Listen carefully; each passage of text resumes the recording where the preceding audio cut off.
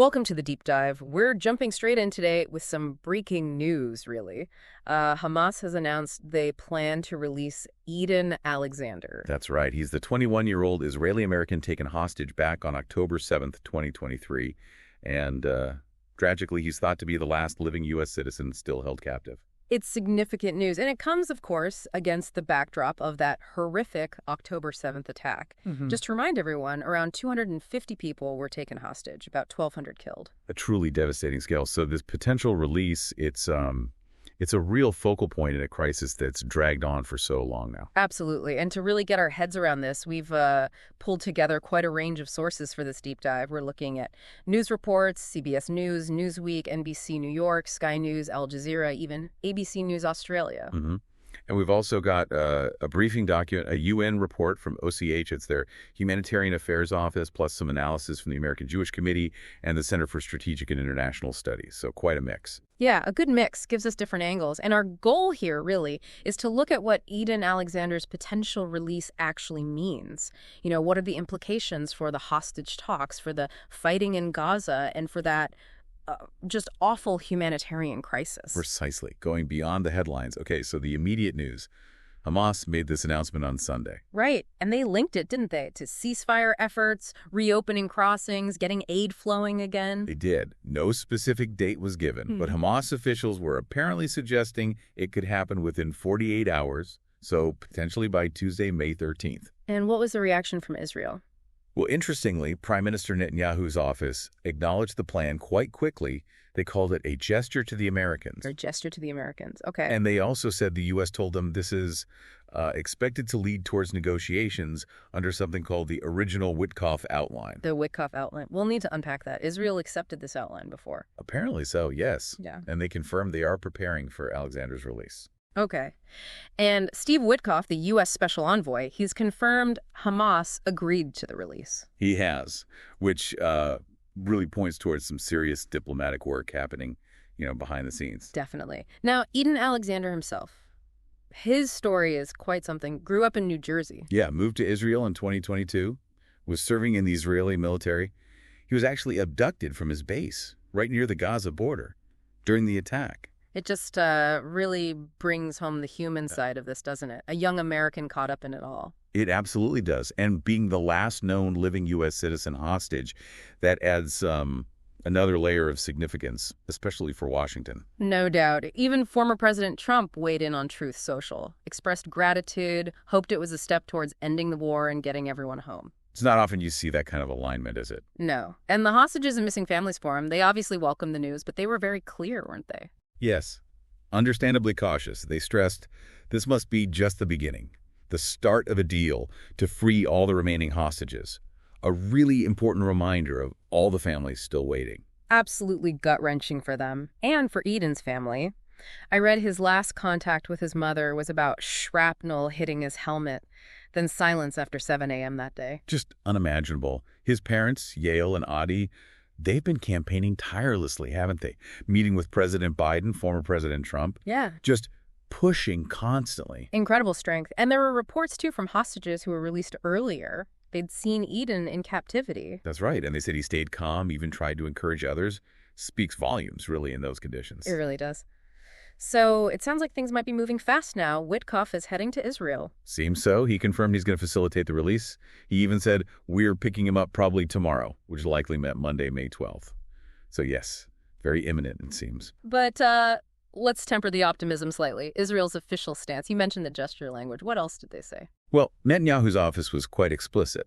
They called it a goodwill gesture toward the Americans without compensation or conditions. Okay, without conditions. That's key. Very key. And they also stated clearly that any further negotiations for other hostages will happen under fire, meaning their military operations continue. They're sticking to their war aims. So this release, welcome as it is, doesn't automatically mean a wider ceasefire is happening? Not automatically, no. But the U.S. clearly hopes it's an opening. A chance to get talks going again based on this Witkoff outline. Right, the Witkoff outline. What more do we know about what that actually entails? Well, based on reports, particularly from around March, it seems to be a phased approach. Hamas would release about half the remaining hostages. Okay. In return for an extension of the ceasefire. and then talks would continue about a more permanent truce.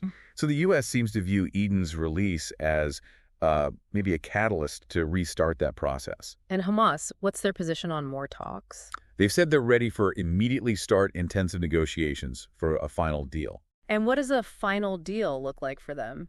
Their stated aims are pretty comprehensive. A complete end to the war, a prisoner exchange, and interestingly, handing over power in Gaza to some kind of independent body. But previously, they'd said they wanted a permanent ceasefire and full Israeli withdrawal for all hostages, right? Exactly. Yeah. So you can see there are still pretty big gaps between the stated positions. It's not straightforward. No. And I think I saw a Hamas official suggesting Alexander's release might just need a very brief pause in fighting, like hours. Yes, just a short pause. Perhaps the goodwill gesture itself. It just highlights how delicate and tense the whole thing is. It really does. And we have to remember how many people are still held. Around 59 hostages still in Gaza. Roughly, yes.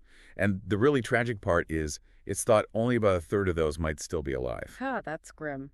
And the remaining U.S. citizens? 5 in total, but 4 now presumed dead.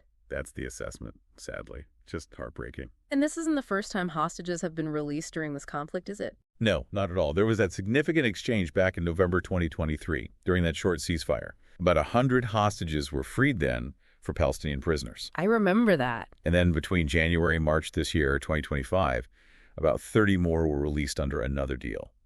But the key point is the wider ceasefire talks basically stalled out when Israel renewed its offensive back in March. Right, which leaves us directly into the humanitarian situation in Gaza, which is just catastrophic, isn't it? The reports are horrifying. They truly are. You're talking mass destruction, the death toll, over 52,800 Palestinians killed, according to the Gaza Health Ministry.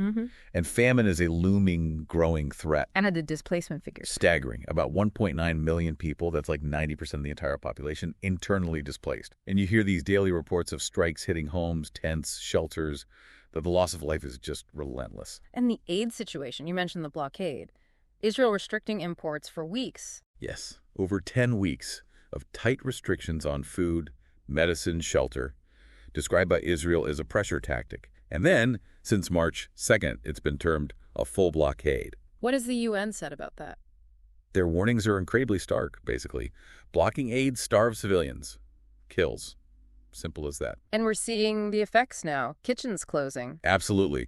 Over 80 community kitchens shut down since late April because they just don't have supplies. A third of the UN-supported kitchens closed by early May.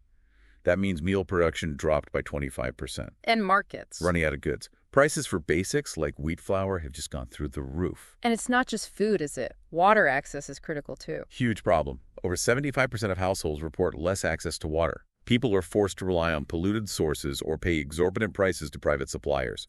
Plus, damaged infrastructure means sewage is overflowing. It's a public health nightmare waiting to happen. And the healthcare system itself must be at breaking point. That's the phrase used. Overwhelmed, damaged facilities, severe shortages of everything. Only 48 out of 149 ambulances are even working. Just 48. Yeah. Access to care is minimal. Services are basic.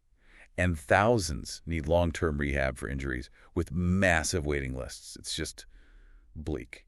So amidst all this suffering, the diplomatic track continues. What's the wider U.S. role here beyond Edan Alexander's release? Well, they've clearly been central in brokering this specific release alongside Egypt and Qatar, who are the key mediators. Right. But the U.S. is also involved in trying to restart those broader ceasefire talks. And the timing, as you mentioned, Alexander's release happening just before President Trump's Middle East tour. Which notably skips Israel. Exactly. He's going to Saudi Arabia, UAE, Qatar. So naturally, there's speculation, could a new ceasefire proposal be floated during those meetings? And Qatar's role seems consistently important. Hugely important. They have a real track record as mediators in the region, facilitating truces, releases. They talk to everyone, basically, which is vital in this context.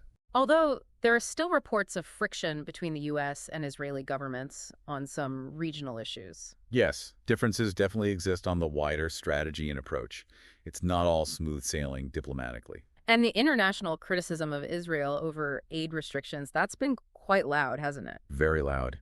The UN human rights chief even warned that the restrictions could potentially be aimed at making conditions so unbearable that Palestinians couldn't continue living in Gaza. That's a very strong statement. It is. Let's shift slightly. Hostage taking itself. Hamas has used this tactic before, like with Gilad Shalit. They have, yes. That was a very high-profile case, trading one soldier for over 1,000 prisoners. But this situation, October 7th, it's different, isn't it? Oh, so? Well, just the sheer number of hostages taken simultaneously, and the number of militants involved in holding them, plus those awful threats Hamas made about using hostages as human shields. And the type of people taken hostage. Exactly. On October 7th, it wasn't just soldiers. It was children, mothers, elderly people. It suggests that maybe, unlike typical hostage situations focused on negotiation leverage, the immediate survival of all hostages wasn't necessarily the primary driver for every captor involved. Which must make Israel's usual approach recovering hostages through negotiation or force incredibly difficult. Extremely difficult. The scale, the fact they're likely scattered across dense urban areas in Gaza, any rescue attempt is fraught with immense risk. And the aid organization's still trying to work in Gaza. What are their main concerns right now, apart from the lack of supplies? Well, there's a lot of concern about new registration rules Israel has imposed. NGOs worry these could basically shut down their operations. Right, more bureaucracy hindering aid. Essentially, yes. Yeah. And they report huge numbers of requests to move, aid being denied or just severely delayed by Israeli authorities. It's constant obstruction, they say. Plus the chronic funding shortfalls for aid in the Palestinian territories generally. Okay. And just wrapping up, any other key developments we should keep an eye on? Couple of things. Future deals will likely involve releasing Palestinian prisoners, but Israel seems unwilling to free high-profile figures this time. Okay. There's also talk of a potential Phase 3 deal involving Gaza reconstruction, supervised internationally. But crucially, the big question of who governs Gaza post-war, that remains totally unresolved. And the human cost continues to mount on all sides. Tragically, yes. Over 1,600 Israelis and foreign nationals killed since October 7th. And the Palestinian Journalist Syndicate reports a shocking number, over 200 journalists and media workers killed too. Just devastating tolls all around. So, okay, let's try and pull this together. Edan Alexander's potential release, it's definitely a positive sign, a glimmer of hope maybe, and potentially an opening for talks. It offers that potential, yes. Yeah. Potential opening. But it's crystal clear that the major hurdles are still enormous. Getting a lasting ceasefire, securing the release of all the hostages, and tackling that absolutely catastrophic humanitarian crisis in Gaza.